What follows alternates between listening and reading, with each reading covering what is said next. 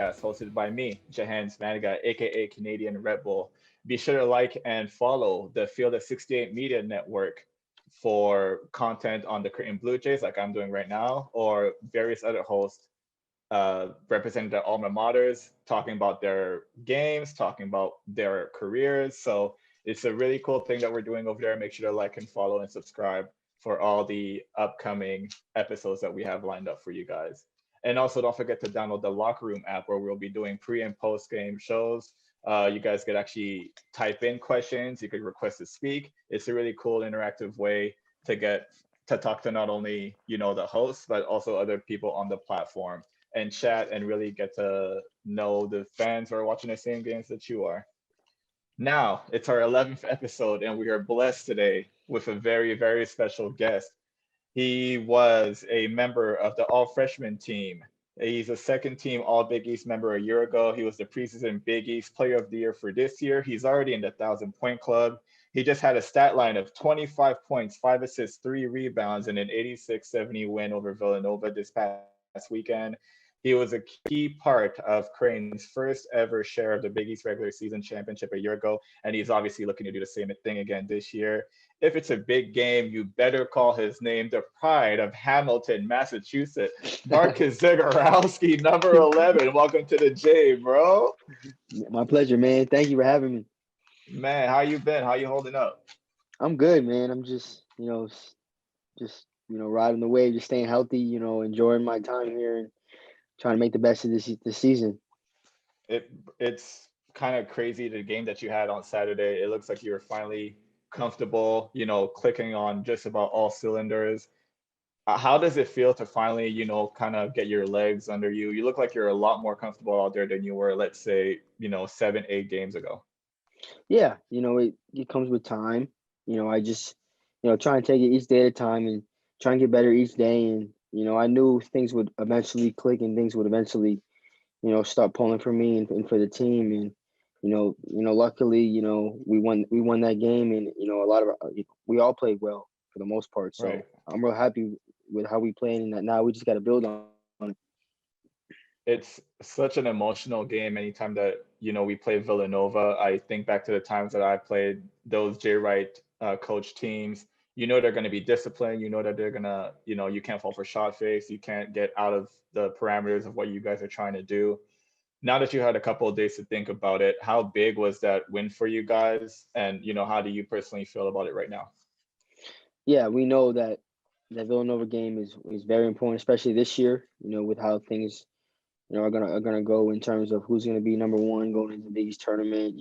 We know they're gonna play less games than us in the regular season, so it's gonna go by percentage. So we know that we almost gotta win out because we can't expect them to lose. That's a bad mentality to have. So our mentality going in was we got to just win out, just win every game now, and try and get another one of those regular season titles, and then go forward from that.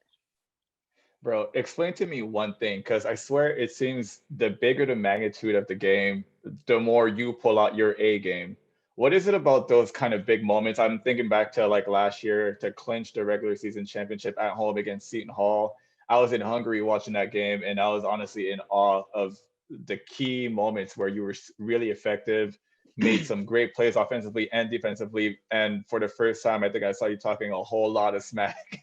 your, your guns were just moving the whole game. So talk to me about those kind of moments and what is it about those moments that really gets you hyped up and helps you bring out your A game? I just think it kind of gets me like those big games and those really crazy environments. It kind of like it brings a sense of calmness to me, but it also brings like I know I have to bring my best or I'll get exposed or something won't go my way. So in terms of those big games, Seton Hall and this past game versus Villanova, I just try and attack it with the mentality of like this is a very important game and I prepared myself, so now let's go and just play and be myself out there. And I don't know, I really don't. I've always been like that though, even in high school. Like the bigger games, I would just the bigger games, I feel like it brings the best out of you.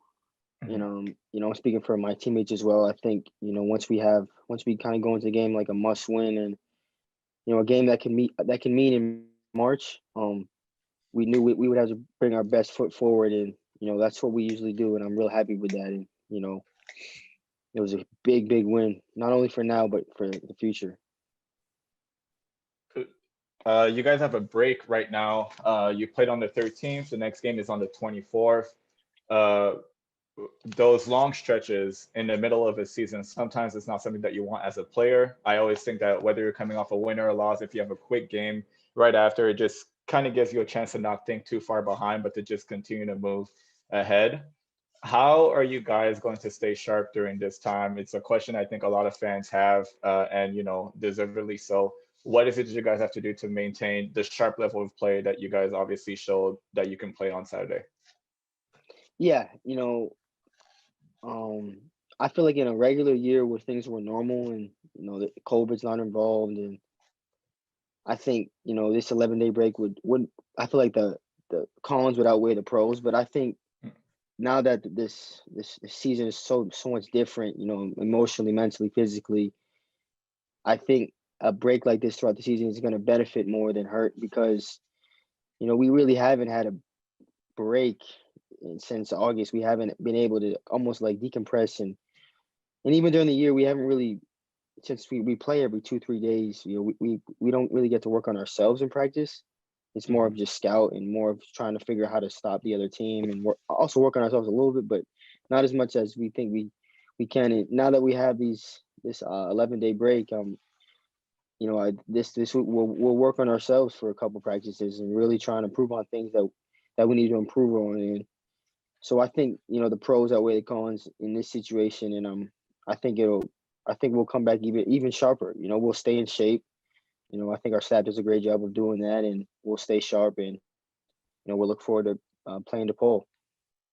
You talked about, in a normal year, there are different ways to decompress. Obviously, with this COVID year, this is, again, like you said, the first time you guys really have a chance to sit down, really recover, get healthy, get everybody on the same page, and, keep the grind going. So what are the different ways that you guys are going to be able to use this downtime? Obviously, you can't hang out with the teammates or anything like that as much as you normally would in a normal year. So in this COVID situation, what are the things that you guys are going to do with the little bit of time off that you have now that's going to keep, off the floor, the guys together and engaged? Yeah, I mean, as of right now, I mean, it's a good time to get our schoolwork going. We've had 2 road trips since school kind of started, and that doesn't help. I know it's a lot of it is on Zoom, but it's good to be able to go to class, getting kind of a routine where like you feel like you're getting something done beyond basketball.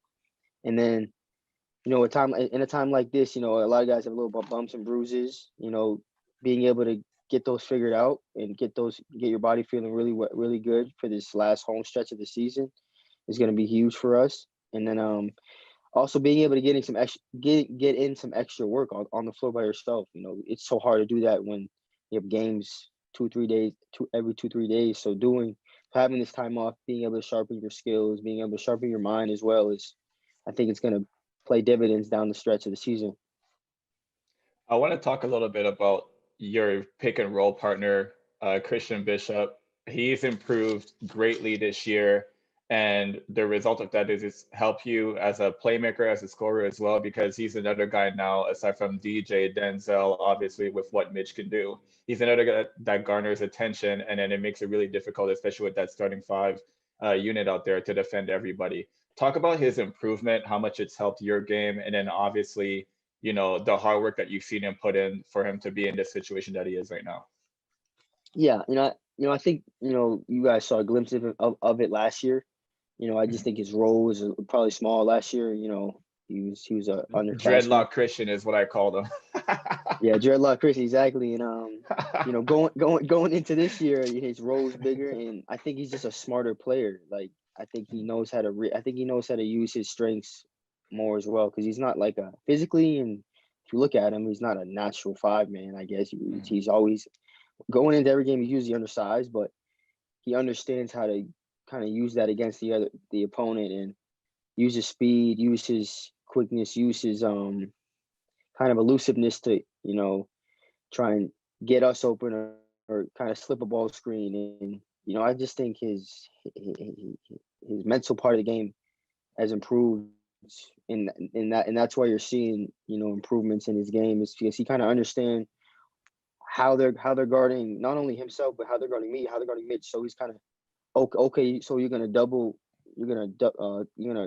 trap a ball screen. So I'm gonna just slip out. That way, I'll cause the defense to collapse. So it's like he kind of understands what's going on out there, and he's using it against them. And then so now that he's doing that, he's opening things up for everybody else. And for him to do that, it's gonna make not only himself look better, but everyone else. So I'm real happy with.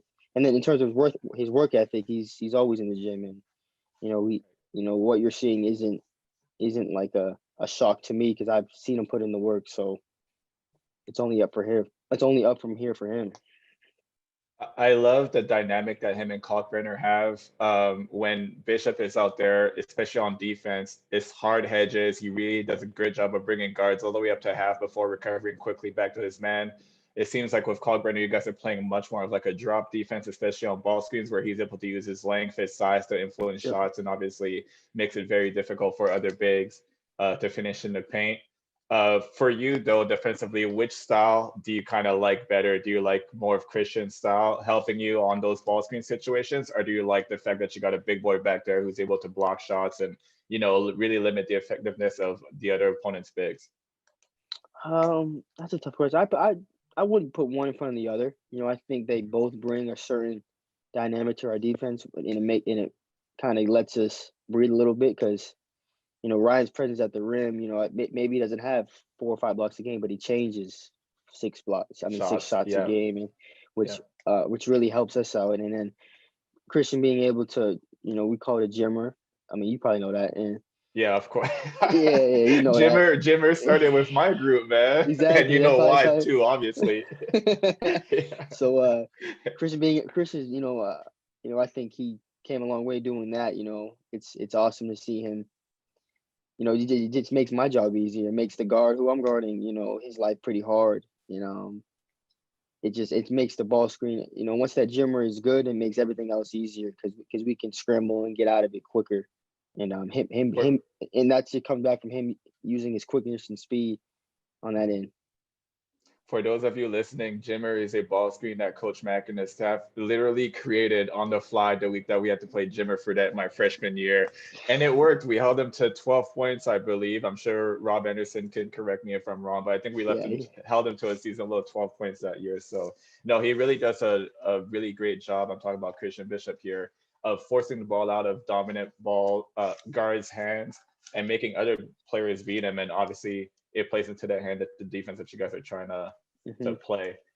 Marcus, you do such a good job of scoring at all 3 levels of the game. It's not only the 3-point shot that guys have to worry about, but it's also getting by for a pull-up or going to the rim and finishing with either hand. Which coach or which trainer, who helps you out with all those individual skills that makes you so dangerous at all 3 levels of the game?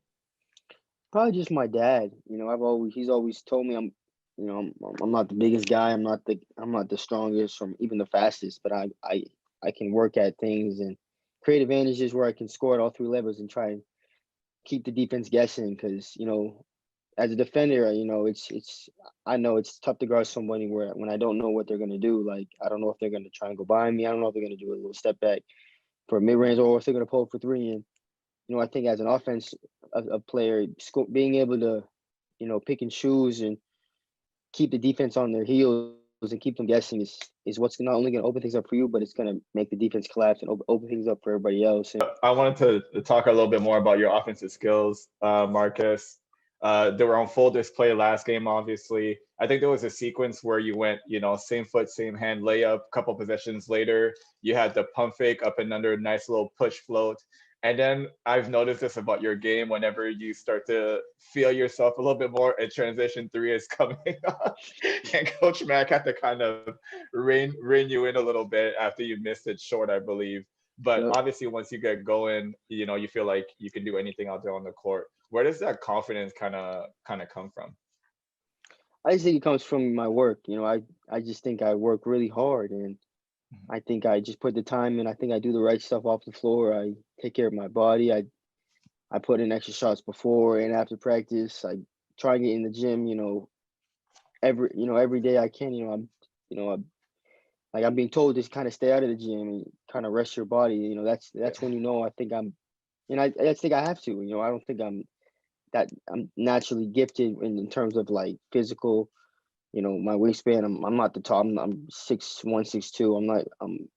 I just don't have that physical appearance that other players are blessed to have, and I'm okay with that because I know I can make up for it with my work and with skill. And it's a never ending thing. I just always want to figure out ways to find advantages on the offensive end, whether that's using my change of speed or using a fake or using the same foot, same hand layup or pull up three, and just being able to score at all three levels just makes things easier on that end of the floor. We have a fan question on Twitter from Shooter U, and his question is, who's the best trash talker on this team and who's the best trash talker in the Big East? I already talked about your trash talking against Seton Hall last year, but I don't know if you're the best on this Jays team. So who would you say it is? Best trash talker on a Jays team. Think about summertime workouts, one-on-ones, like the guys who really get under your skin, like who really challenge you. There's no one. There's a lot. There's no this past year or my 3 years I've been here so far. Let's go your 3 years. I'll give you a bigger pool to choose from. I'd probably say Caleb. Yeah, Caleb Joseph. Shout out Caleb. Even to be honest, he wouldn't even play, but Preston used to get on my. Right. Yeah, Preston. But yeah, I'd probably say Caleb. Mm-hmm. And what about in the Big East, guys that you've played against, maybe? Or let's just say a team. I don't need you to call anybody out individually, and I don't even want to start that drama. So let's just say a team in the Big East, maybe that you guys just hear a lot of trash talking from just collectively. My first 2 years was Seton Hall, but this year I'd probably say Marquette talks a lot of trash. Yeah, so I love games like that. How do you feel when you're in those type of games where it gets pretty heated? I remember my senior year, for whatever reason, that St. John's team, man, they gave us some fits. We beat them at home, but we lost to them at Madison Square Garden in the regular season, and they were just talking smack the whole time. So like, how does it feel to be in that kind of game? Like for me personally, it like really hypes me up. How do you feel about it? Yeah, it makes you forget about everything else. You just want to. It makes you forget about literally everything. Like what coaches. Not just like not what we always listen to coach, but like you just want to like really prove to them what you're saying and really just try and win, because once you win, you ain't nothing you can say if you lose. So if you win, you can talk all you want. So just be but yeah, I'd say definitely. Yeah. What is it about Creighton that made you want to commit to this program? Obviously, I'm sure you were well recruited. You probably had your pick up the leader of which schools you wanted to go to. But what was it about this program and what Coach Mack has built that made you want to be a part of this family? Honestly, I wasn't recruited I wasn't recruited too late. I got recruited from schools like literally like the June and July of like the end of my junior year AAU season. So Creighton was one of I wouldn't say the first school, but they were one of the first schools to really offer me a scholarship. And I actually remember watching them play Villanova in 2016 on TV. My dad was like, this is before they even like taught. I didn't even know who Creighton really was. I didn't know where they were in, but the way they played it was fast. They moved the ball, like they made threes, and they just really it looked fun out there. So I was like, man, like that would fit my play style. But I don't know if I can play at that. Like, I mean, I knew I could play at the level, but it just wasn't real for me at the moment. And then a year later, like they offered me a scholarship, and I just kind of fell in love. I fell in love with it, and I took an unofficial and then an official, and just what Coach Mack, he didn't lie to me. He wasn't one of the coaches where he's like, oh, you're gonna start, you're gonna come in and play right away. I didn't want to hear that, because I knew that's what I since my brother went through all this recruiting process, I knew, I had a good I just had a good gist of what was true and what was not throughout the process, and I knew he was being honest. He just said you can come and work, and through your work you earn what you deserve, and that's what's been my whole life, is you get what you deserve. And so and that's what Matt told me, and I remember. And I just, on my visit, I fell in love with it. I didn't want to go to a big school. I wanted to go to a school that really supported the basketball team, and that's what Omaha is. We're like the professional team out here. That's how much Right. love we get out here, and it was probably the best season I ever made. Honestly, yeah, I couldn't find a better fit. That 2016 team, when you had that first impression of the Jays and how fast they play, was that just Dustin Patton, Yes, Kyrie Thomas, Marcus Foster, Wop? Was it that group of guys? Okay, good, because yeah, we just had Marcus Foster on the podcast last week, and I told him that was really one of my favorite teams to watch. Obviously, since I've been a fan after graduation, I try my best to stay up and watch you guys play, bro. That team was yeah, electrifying. Sometimes you just never knew what was gonna happen. Like on any given exactly, possession, something crazy could happen. exactly. And I remember watching it, and then it's cool to think about that though. Like in the past, it's really interesting. It's going to be even crazier once you graduate and you look back at the future teams. Trust me, I'm over here on this side now, and I just like I can't believe how much I'm still in love with just simply just watching and cheering the guys on. I'm yelling at the TV at 4 o'clock in the morning on the other side of the world. So yeah, Awesome, man. it's crazy. So you have a twin brother, Max. Obviously, we all know your older brother, Michael Carter Williams, NBA player in his 8th year right now, if I'm not mistaken. How Mhm. crazy and competitive were those pickup games or one-on-one games growing up? I would Yeah, imagine with those two guys, like there's a lot of banging, a lot of trash talking. So how was that environment? I mean, it was. I didn't really play much one on one. Michael, he's like 7, 8 years older than me, so it was like I would never beat him. You know, now would be a better time to play him. But obviously a lot of trash talking going on. It was sometimes my dad would play because he plays, and Mhm. even my sister plays as well. So we'd always we have a court in the backyard as well. So we literally grew up playing out there, and it was real fun. Sometimes my friends would come over, and then Michael's teammates and friends would come over, and we played like pickup games, and I'll never forget those times. That's where I fell in love with basketball, and Right. having a brother like that who can push me and say I'm weak or say I'm a baby or I'm trash. Growing up, it made me stronger. It made me like love the game more, made me more competitive, and that's probably where people see my competitiveness from, is just from those moments of me coming up. Yeah. What kind of advice or, tips that he gives you? I'm talking about obviously Michael Carter Williams being an NBA player right now. What kind of tips does he give you as he looks back on your game, the things that he sees that you might need improvements on? How close are you guys when it comes to him just kind of, feeding you some advice in the times when he feels that you need it? Oh, he's the best when it comes to that. Like, I couldn't ask for like a better role model in terms of making sure I'm okay after a bad loss, or humbling me after a great win or a good game. And he's always there to, feed me that good advice and feed me that good information that I need to hear, every time I step off that floor. And um he's always been there. If I have a rough game and he knows I'm down and we lost, he'll call me and be like, "Bro, it's not the end of the world, dude. It's all about the next one." And then he'll send me some clips of what he saw, and what he thinks I should do in this situation, and then vice versa. If I have a good game and we win, it's like, on to the next one. I thought you did some good things, but here's what you also need to work on. So it's like a never satisfied type of conversation, and that's how I am. I think that's how my parents are, how my siblings are as well. I don't like having that feeling of being comfortable and satisfied, because then I feel like I'll get behind. So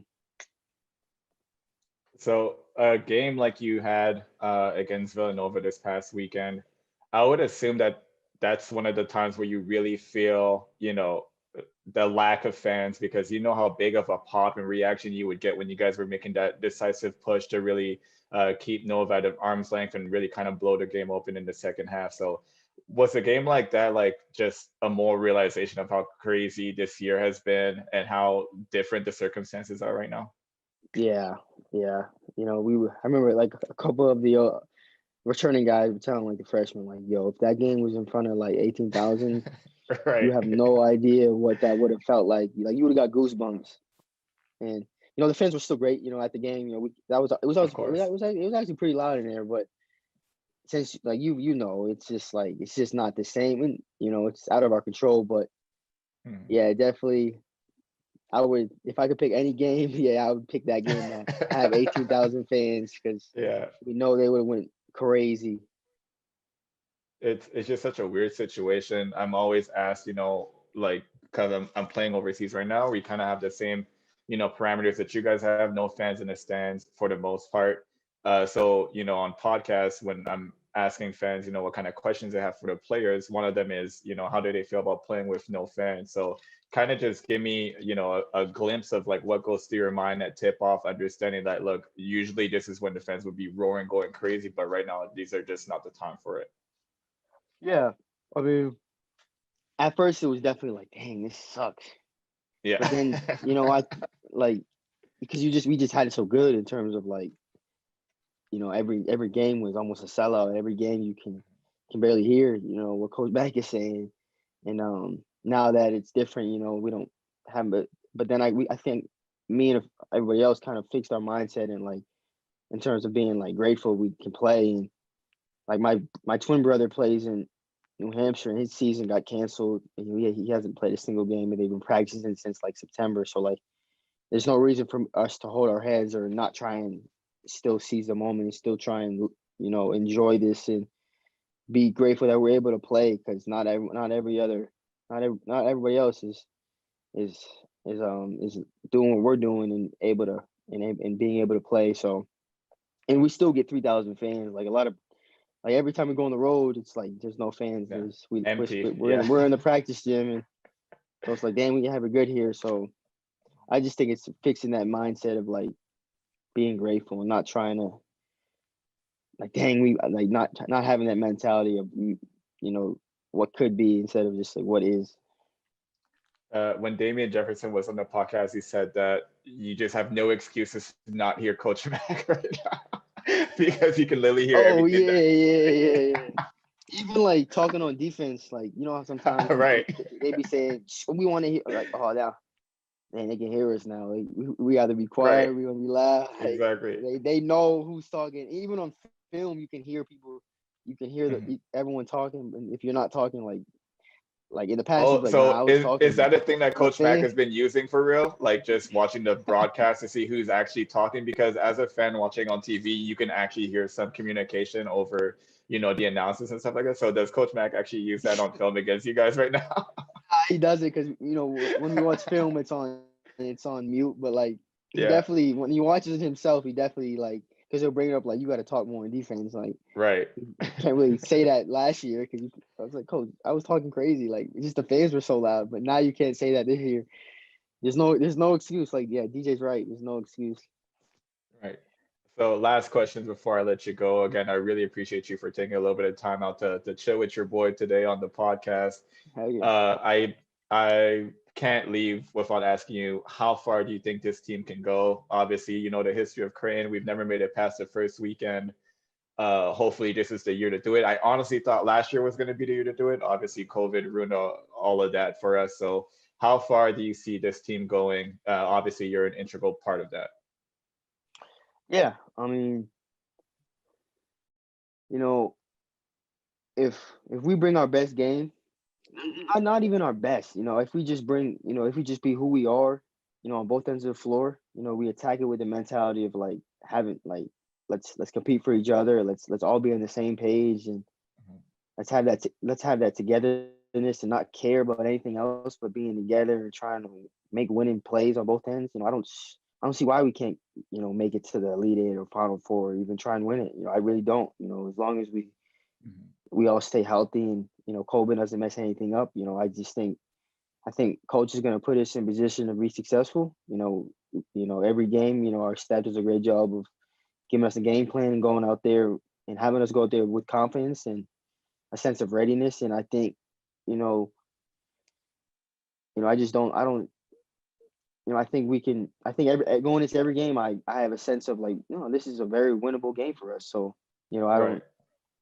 I see us going, farther than a lot of people think, for sure. 100%. I agree with you, brother. And I obviously hope that you guys make it happen from Yep. afar. Man, it's just been so thrilling watching this year, the ups and downs. And obviously, you guys have to deal with unfortunate circumstances are out of your hands, but I see you guys putting in the effort. I see you guys, putting in the work. So keep on keeping on, brother. We'll obviously be staying in touch as the year goes on. Yes, sir, man. Uh, Thank you. yeah, thank you everyone for joining us. Make sure to like and subscribe to the Field of 60 Media Network. And don't forget to download the Locker Room app, like I said before, for more content like this. Marcus Zegarowski, number 11, was our 11th guest on the Welcome to the J podcast. So again, thank you, Marcus. We had back-to-back Marcuses, Marcus Foster and Marcus Zegarowski on the show. What's So up? appreciate you, bro. Stay healthy, stay safe, and go Jays. Yes, sir.